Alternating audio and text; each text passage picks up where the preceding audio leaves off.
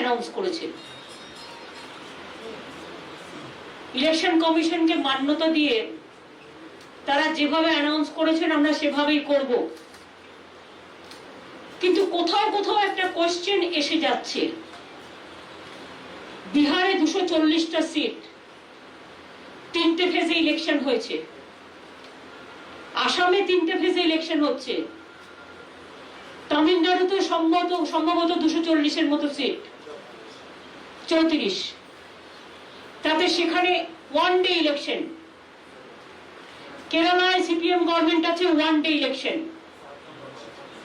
বাংলায় 294টা সিট, 8টা ফেজে ইলেকশন। কেন? কাকে সুবিধে করে দেওয়ার জন্য? একটু তো রেশনাল থাকবে ইলেকশন কমিশন।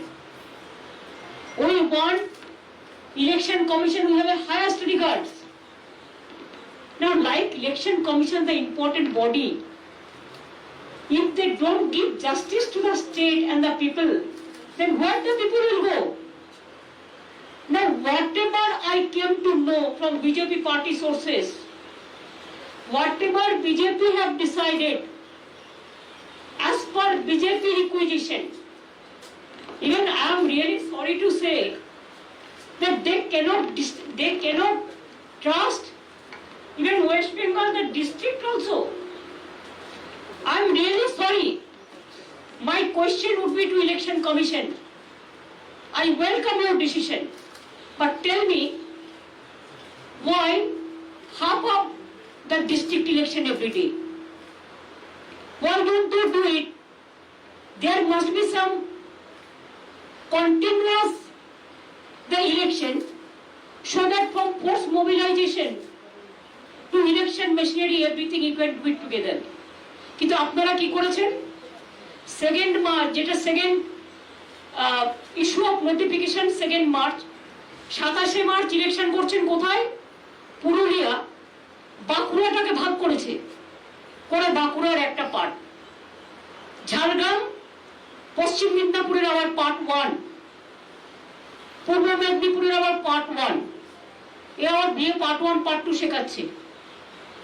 একটা ডিস্ট্রিক্টকে ভাগ করে তাকে আবার পার্ট 1 পার্ট 2 করছে। দক্ষিণ 24 পরগনা জেলায় যেহেতু আমাদের জোর বেশি, সেখানে 3 দিনে ইলেকশন করছে, মানে একটা জেলা 3 বারে। বুঝুন অবস্থা। 5th মার্চ যে ইলেকশন হচ্ছে, নোটিফিকেশন যেটা হচ্ছে 1 এপ্রিল, বাঁকুড়া পার্ট 2, পশ্চিম মেদিনীপুর পার্ট 2, পূর্ব Medinipur part 2, south 24 Pargana part 1। এগুলো কি নরেন্দ্র মোদী আর অমিত শাহর কথাই হয়েছে যে তারা ইলেকশনটা করতে যাতে কোন কোন কনস্টিটিউয়েন্সিতে যাবে? আসামের ইলেকশনটা একবারে করে নিয়ে 27শে মার্চের মধ্যে, এপ্রিলে 6-এর মধ্যে তামিলনাড়ু ইলেকশন করে নিয়ে একদিনে, কেরালার ইলেকশন একদিনে করে নিয়ে, এখানে 23 দিনের ফুটবল গ্রাউন্ড, 23 দিনের খেলা খেলবেন? আমাদের যে আসে না, এই খেলাতেও আমরা বলছি আপনাদের হেরে ভূত করে দেব। খেলা হবে 8টা ফেজে, হারিয়ে ভূত করে দেবো। তার কারণ আমরা গ্রাসরুটের লোক।